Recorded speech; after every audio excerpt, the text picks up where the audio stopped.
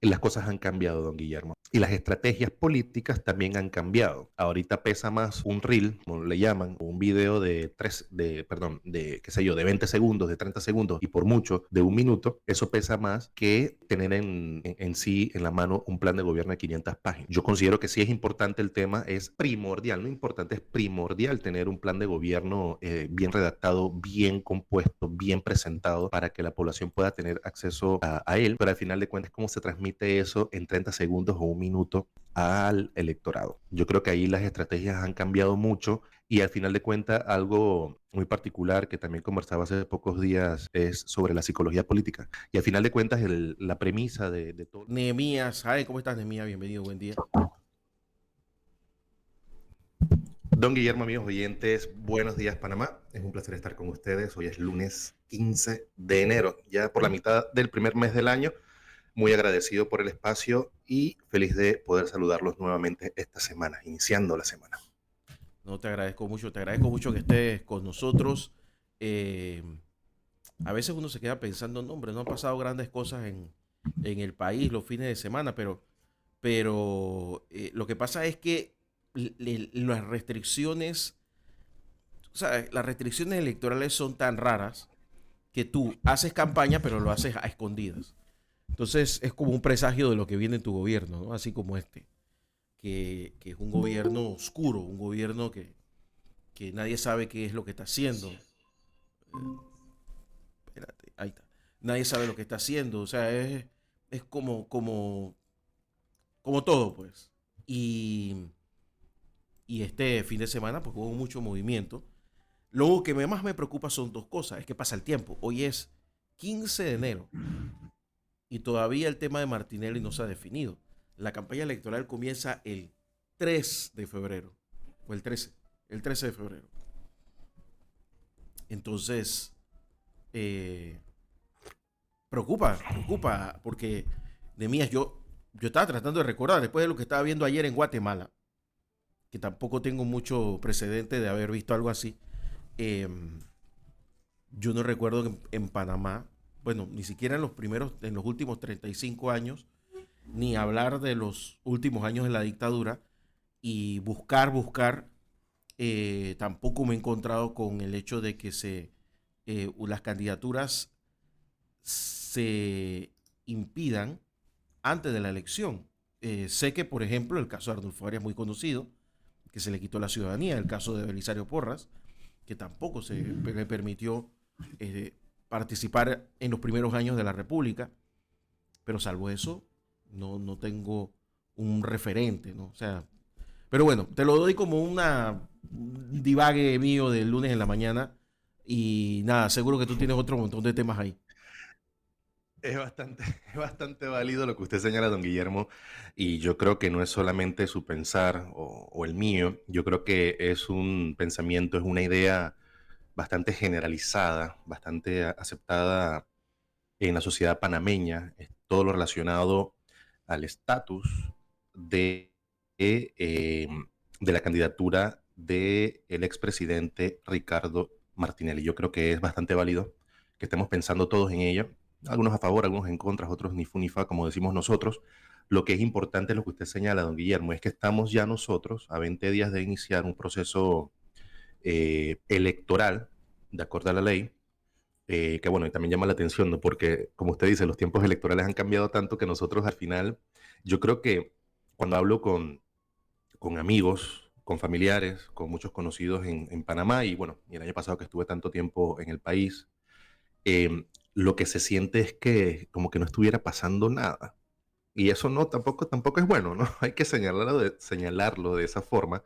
Y no es bueno, don Guillermo, que prevalezca ese sentimiento como de dejadez política, porque al final de cuentas, como nosotros hemos mencionado repetidamente en este espacio, lo que estamos viendo en el país es el punto de inflexión máximo que ha alcanzado la República de Panamá en su, yo diría, no quiero señalar que en su vida republicana, pero sí después de 1989, más de 30 y tantos años de haber regresado, entre comillas, digo yo, a una democracia y lo pongo entre comillas porque yo considero que nosotros no vivimos en una democracia plena en nuestro país y es lamentable que no hayamos avanzado en ese sentido en el país. Entonces, regresamos a esa democracia, estamos en un punto de inflexión, los problemas de hace 30 años siguen siendo los problemas 30 años después, y entonces estamos ya en un punto de inflexión donde los niveles de corrupción han batido récords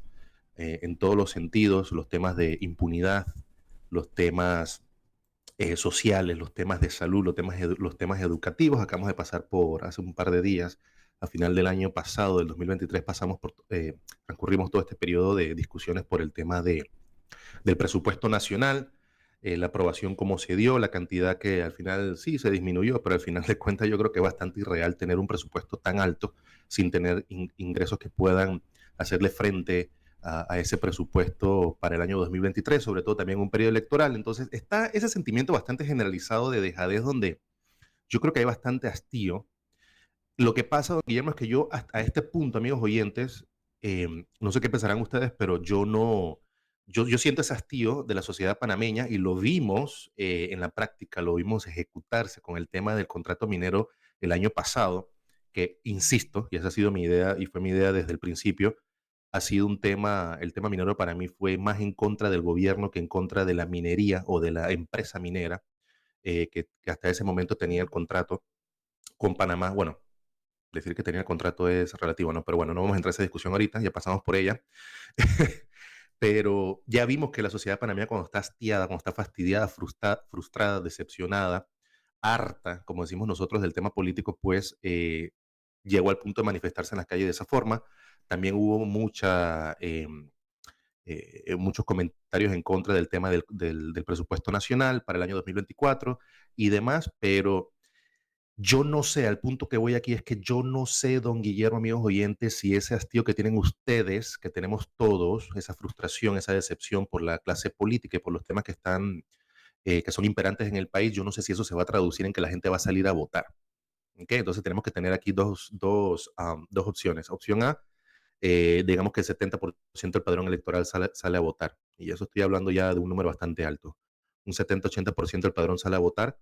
O B, pudiera suceder, y es que no lo veo, no entiendo lo que está pasando, no sé qué está en la mente y el corazón de los panameños. Eh, y la opción B es que haya muy baja participación en las urnas. Ahora, ese es un tema muy preocupante, don Guillermo. Te adiciono una cosa. Cuando yo milité en la democracia cristiana, la primera cosa que hacía la democracia cristiana cuando comenzaba el torneo electoral era empapelar el país con guirnaldas. Entonces tú te ibas por el interior y tú veías estrellas verdes por todo el camino. Y claro, cuando venían las elecciones sacaban un porcentaje mínimo. Entonces yo siempre me preguntaba, pero si eso no es efectivo, ¿para qué lo ponen? Hasta que le pregunté a la persona que escribió el manual. Tenía un manual de campaña.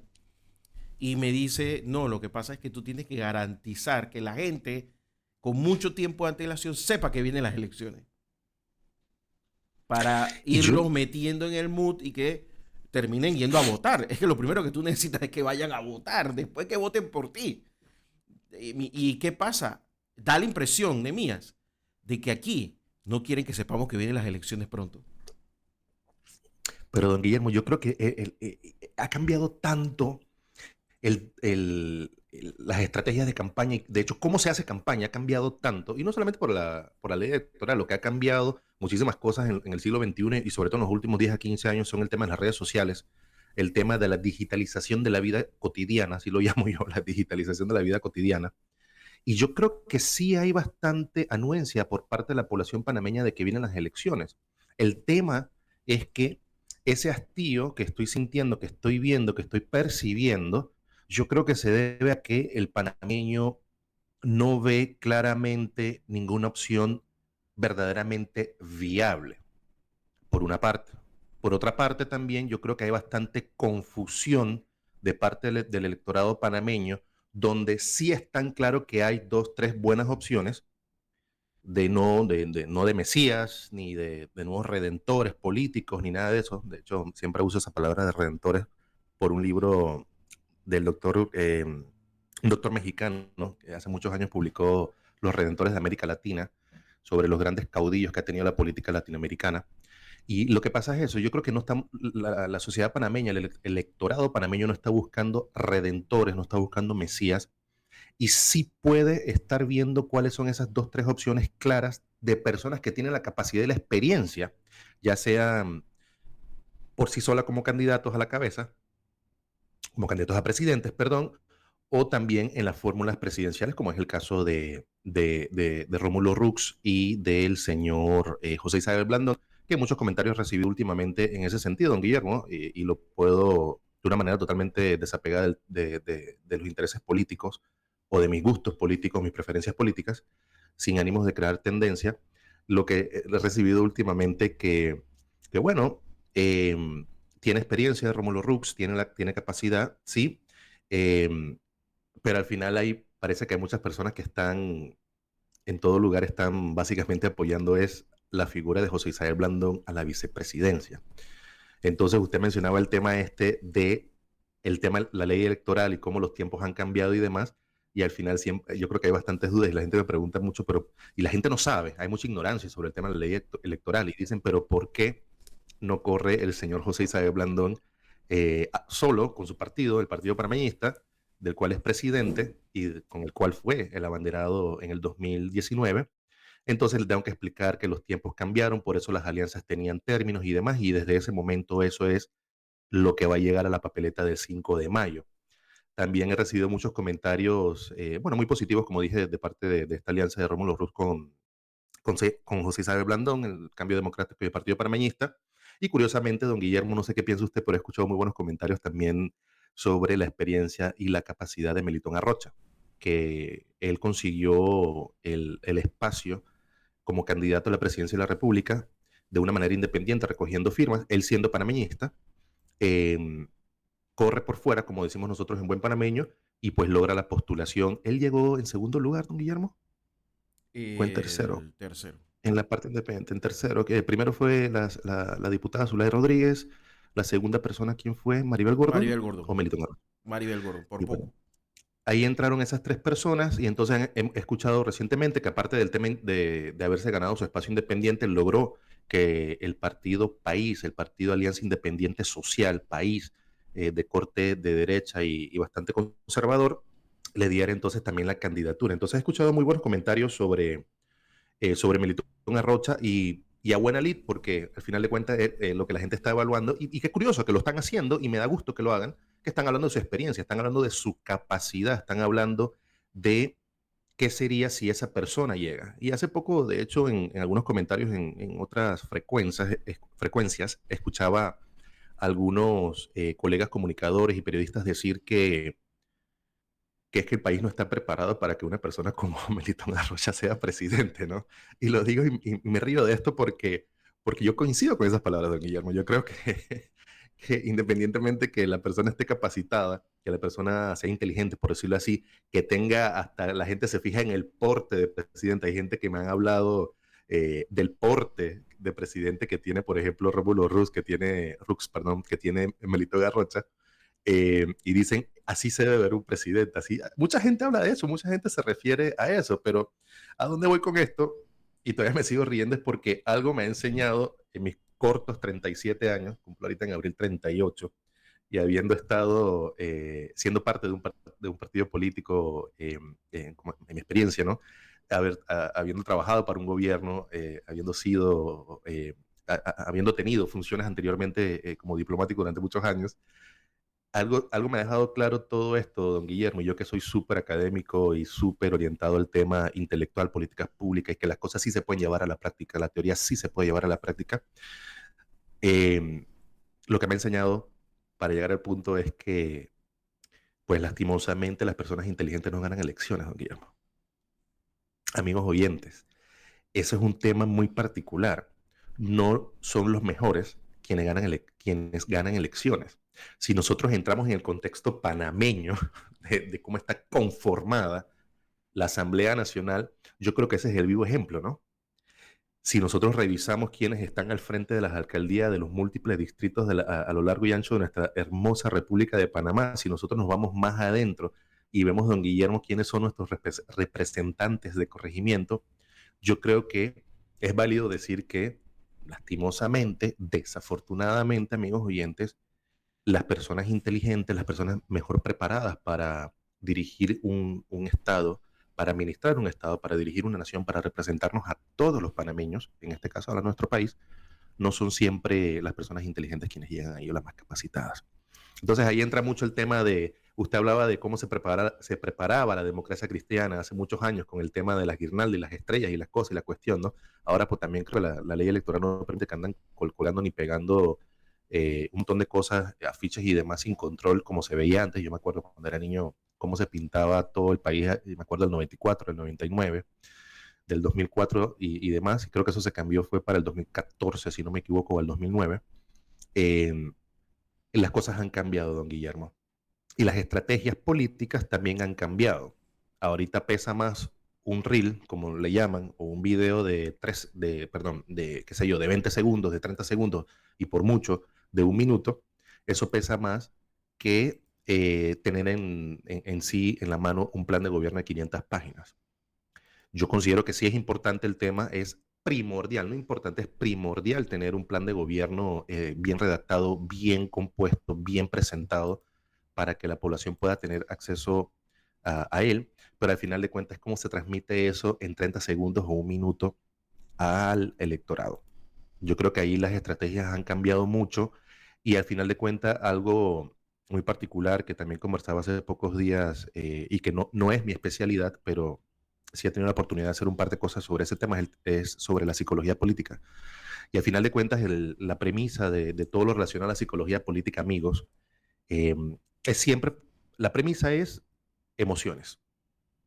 El electorado, no solamente en Panamá, sino en el mismísimo Estados Unidos, o recientemente que tuvimos las elecciones el sábado 13, hace 2 días, en Taiwán, por ejemplo, donde quiera que haya un proceso electoral, lo que prevalece es el tema, don Guillermo, de las emociones. Entonces es un tema de psicología política y al final de cuentas las estrategias de los partidos o de las alianzas o de las campañas le pegan es a las emociones, no siempre a la realidad, don Guillermo. Podemos seguir conversando un poquito, don Guillermo. Creo que ya estamos sobre el corte. Vamos a la pausa. Estamos conversando con el analista político Nehemías Jaén, aquí en el Sillón de Ancón por Radio Ancón. Seguimos en la columna de opinión, el Sillón de Ancón, con el analista político Nehemías Jaén. Nehemías, continuemos. Don Guillermo, sí, solamente para terminar la idea original de la última parte sobre el tema este de las emociones y demás, ¿no? Esa es la premisa, don Guillermo, amigos oyentes, del tema de la psicología política, el tema de cómo llegar al corazón del electorado es un tema del manejo de las emociones, pero aquí el problema que estoy viendo, y de hecho creo que es un problema de muchísimas campañas, y lo sé con mucha razón, porque tenía la oportunidad de compartir con por lo menos unas 4 campañas políticas de las personas que están trabajando, las que están allí, al final de cuentas lo que se están dando contra la pared, como decimos nosotros en Panamá, es por el hecho que no han sabido cómo capitalizar ese hastío panameño. Yo creo que ya encontré la fórmula perfecta para expresarme.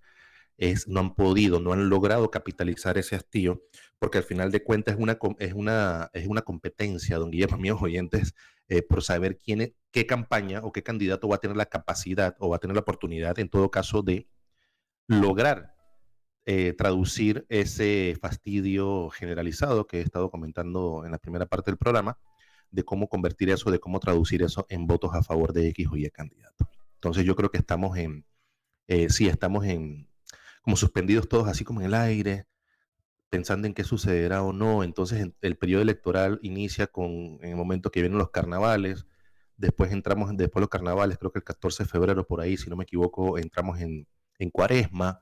Entonces hay tantas cosas, don Guillermo, parece las cosas están bastante confusas, diría yo. Y yo sé que a lo interno de las campañas también hay mucha confusión, hay mucha preocupación de no poder convertir, repito, traducir ese hastío en votos. Al final de cuentas, lo que sí es cierto, don Guillermo, y usted no me dejará mentir, el último recurso, o en todo caso, yo creo que el principal recurso en todo caso de las campañas, y yo creo que eso se está afianzando en este periodo electoral, yo creo que el último recurso, perdón, repito, me corrijo yo mismo, el principal recurso que tienen los partidos políticos es básicamente la maquinaria electoral de esos partidos. Y cuando me refiero a la maquinaria electoral, hablando propiamente del término, es básicamente a la estructura de los partidos, a sus bases, a su capacidad de estar en cada rincón ya iba a decir este planeta, en cada rincón del país, y encontrar ese apoyo, esos pilares, esta base fuerte, esa plataforma fuerte en todos los rincones del país, repito, para entonces poder, eh, perdón, llevar el mensaje y tener la capacidad entonces de movilizar a, eh, a los votantes el día de las elecciones. Y no me refiero solamente a darle transporte para que lleguen a sus centros de votación, me refiero a este tema de la movilización. No es literal, sino es de hacerlos salir de sus casas e ir a votar. Don Guillermo, el fin de semana yo creo que han habido 2 o 3 temas que me han llamado la atención y que parecerá, a veces muchas personas dicen que algunas presentaciones de los políticos, algunas cosas que dicen rayan en lo ridículo, pero yo no me quiero enfocar en si hacen el ridículo o no, o si lo dicen de manera ridícula o no, o si parecerá una payasada, o si parecerá poco importante algunas cosas que dicen algunos candidatos a la presidencia. Este fin de semana escuchamos, creo que fue el sábado, no sé si fue el sábado o el domingo, yo con estos cambios de horarios a veces estoy viendo las cosas a tiempo, pero no, no estoy seguro si es sábado o domingo, y no reviso. Vimos al candidato del partido gobernante, al actual señor vicepresidente de la República, José Gabriel Carrizo, hablar del tema de hombre y mujer, de que nace hombre es hombre, que nace mujer es mujer. Hace poco también vimos a otro candidato, eh, en el caso de Rómulo Rux, que tuvo una entrevista con un medio de comunicación sobre su vida y demás, y cuando le preguntaron este tema de matrimonio igualitario, él dio su opinión, su posición básicamente sobre este tema, pero aquí yo no voy a decir cuál está en lo correcto o lo incorrecto, porque son opiniones sobre este tema de las uniones civiles del mismo sexo. Hay muchísimas, yo no lo llamo matrimonio, hay muchas opiniones encontradas sobre ese tema. Lo cierto, don Guillermo, y donde quiero llegar, amigos oyentes, y si alguien piensa que me estoy equivocando, sería bueno que nos llamaran a la cabina, o usted, don Guillermo, me diga qué piensa. Yo creo que estamos en una... Es bien sabido que Panamá está por encima del 80% de su población con una fe normalmente identificada con el catolicismo, con la Iglesia Católica Romana Apostólica. Eh, Siempre yo creo que hay una gran mayoría de panameños que dicen, sí, yo soy católico, pero no practico. Al final de cuentas, cuando nosotros de una manera antropológica, de una manera histórica, de una manera social, desde la sociología, estamos estudiando estos temas de fe, es un tema muy intrínseco al tema cultural. Y cuando nos hacemos un zoom in, cuando vamos acercándonos para ver la profundidad de una sociedad, en este caso la sociedad panameña, si nosotros nos adentramos a hacer un estudio de la sociedad panameña, amigos oyentes, don Guillermo, hay algo muy cierto. Sí, más del 80% se identifica como católico, vamos a decir que la mitad dice que no son practicantes, perfecto, pero si nos vamos a ese origen, a esa profundidad panameña y llegamos a la idiosincrasia del pueblo panameño, hay algo muy particular, don Guillermo, dígame si me estoy equivocando, la sociedad panameña, desde mi punto de vista, y no de manera aleatoria lo digo, yo considero que la sociedad panameña es bastante conservadora. Entonces, yo no sé ¿Tú crees? si alguien le está diciendo... ¿Tú crees?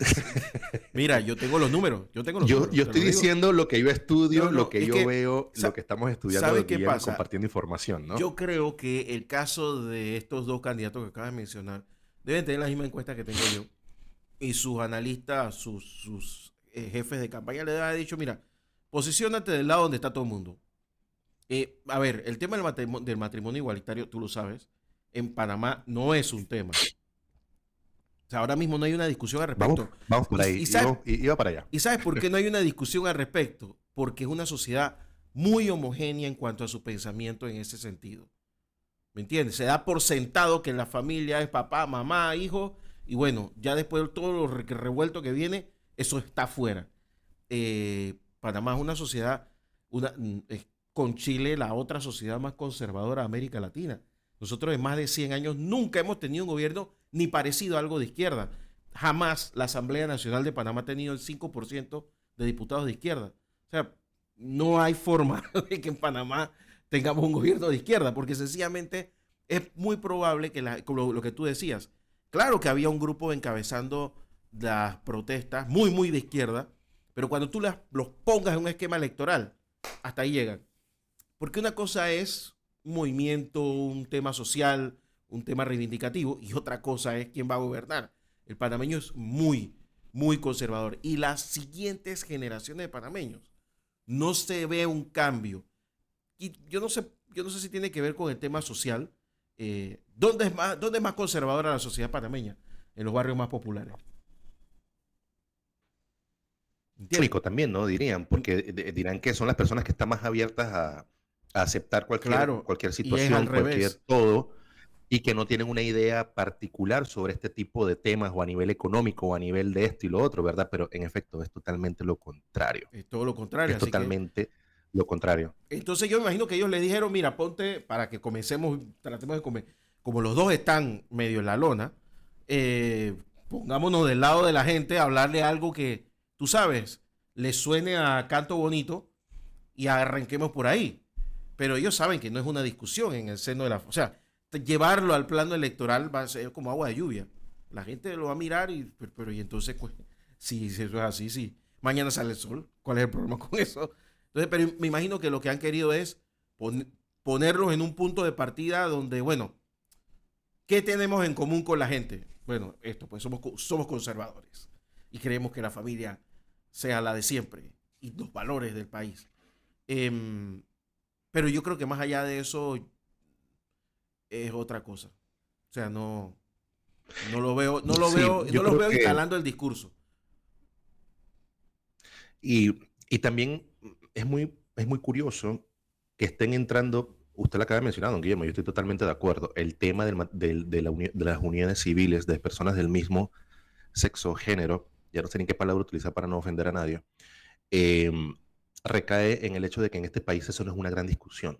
No, no. Algo que sí he notado es que cuando se ve este tema de las uniones civiles de las personas del mismo sexo, yo lo veo también es que la sociedad panameña, contrario a muchísimos otros países, es bastante inclusiva en el tema de que es respetuosa. Si tú eres judío, tú eres ateo, tú eres católico, tú eres protestante, tú vas al templo o a la iglesia o a la sinagoga o a la mezquita, si eres musulmán, como le quieras llamar, en Panamá convergen y conviven decenas de miles de personas de diferentes creencias, don Guillermo, y eso para nosotros es lo más normal del mundo. Yo he estado en países, don Guillermo, donde la gente en la calle, si pasa una persona con una burka, una mujer con una burka, la gente se le queda mirando como que hubiera salido, Aquí, no sé, alguien aquí es de lo más dónde. normal del mundo, encontrarte gente con burka. Aquí es lo más normal del mundo y cada vez, Nadie dice nada. no sé si lo ha notado Guillermo, cada vez hay más y nadie le interesa. Nadie le importa. Su problema. O ver a la comunidad judía en Ya Shabbat caminando por la gente se cualquier queda calle pensando, sobre todo de la ciudad de Panamá. el único comentario que yo siempre escucho cuando veo a alguien con burka, que alguien hace, no tendrá calor, pero es el único comentario que se hace. Entonces te das cuenta de que el panameño toda la vida, o sea, Panamá es un país donde judíos y árabes tienen negocios juntos, ¿me entiendes? O sea, Entonces ahí es también, y ahí es donde voy con esta idea, donde cuando se trata de este tema del matrimonio, de la unión civil de personas del mismo sexo, lo que estoy viendo es que Panamá es un país bastante tolerante. Señores, quizás me esté equivocando, quizás no he tenido la oportunidad de ver eso más en un puesto de no, trabajo, en un pero supermercado, en un ¿sabes por qué banco es o algo, si tolerante? hay algún tipo de discriminación. ¿Sabes por qué es tolerante? Porque la base no es discutible. Iba para allá.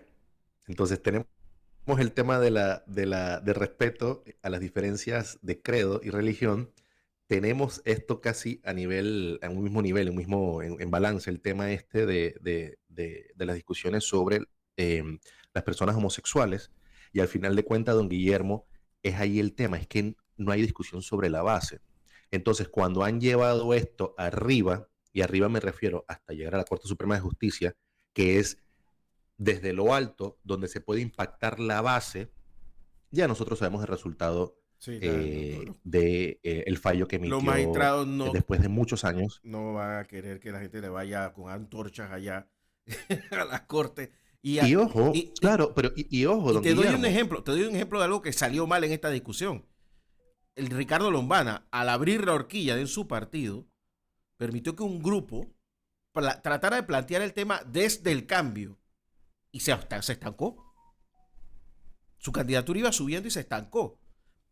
Yo te puedo decir que, bueno, de repente va a volver a comenzar a subir, pero se estancó. ¿Por qué? Porque es que no puedes en Panamá, para discutir la base te va a tomar mucho tiempo y te va a tomar un costo político.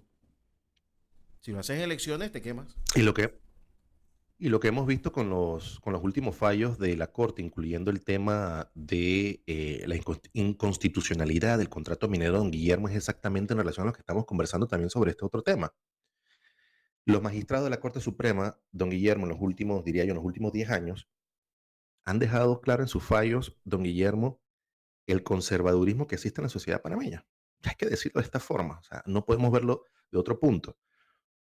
En el país, por obvias razones, por ser el panameño bastante alérgico a cualquier cosa que suene de izquierda pura, no tanto de centro derecha como ha habido uno que otro político por ahí o partido coqueteando siempre quizás con el centro izquierda y en un tema. Al final de cuentas, don Guillermo, eh, lo que hemos visto a nivel de la Corte Suprema de Justicia, que no han impactado la base ni idiosincrática ni cultural del país y han fallado, así como lo hicieron con el tema minero, y por un tema ambientalista, un tema de juventud, un tema eh, que se reflejaba con todos estos problemas políticos que hablamos hace poco, al final de cuentas hemos visto que con este tema también la Corte Suprema fue muy contundente eh, en su decisión hace algún tiempo. Entonces, este tema me llamó mucho la atención el fin de semana, don Guillermo, porque estoy escuchando en los últimos días y creo que la semana pasada mencionaba esto de que están hablando los políticos sobre la narcopolítica y el tema del narcotráfico miscuido en la política y demás. Y yo creo, don Guillermo, que aquí tenemos que hacer un alto y tener mucho cuidado, don Guillermo. Los candidatos a la presidencia, y a mí se me olvidó ese que estoy en video y que voy a salir en YouTube, y me estoy agarrando aquí la cabeza, tocándomela así, como tapándome la cara, amigos, Sí, oyentes, Diego dice y que es sí. porque, Diego dice que está de acuerdo contigo. don Guillermo, al final estoy haciendo estas expresiones faciales y me verán en YouTube, porque, don Guillermo, están hablando de cualquier, ¿qué palabra puedo utilizar que suene bonita a esta hora? Lunes empezando la semana, cualquier tontería en vez de enfocarse en los temas que son importantes. Y de ahí caigo en los últimos 10 minutos que me quedan de espacio, don Guillermo. Gracias, Diego. eh, a este otro tema que me llamó la atención.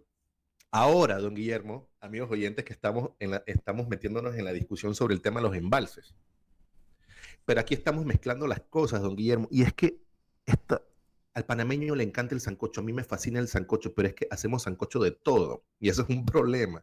A nivel político, a nivel social, a nivel de salud, a nivel de en la familia, a nivel de los vecinos, a nivel del trabajo. Todo se vuelve como un bendito sancocho, don Guillermo. Y al final es como una mezcla de cosas y resalta mucha ignorancia por parte de esos ingredientes y esas cosas que le agregan al sancocho don Guillermo. Y con este tema del embalse, sobre todo el tema de Río Indio, yo creo que eso es lo que ha sucedido. Han hecho un enredo de esto y yo no sé si esto es intencional o no. Y no quiero decir que lo es, pero tampoco puedo descartar que no lo sea. Qué contradicción.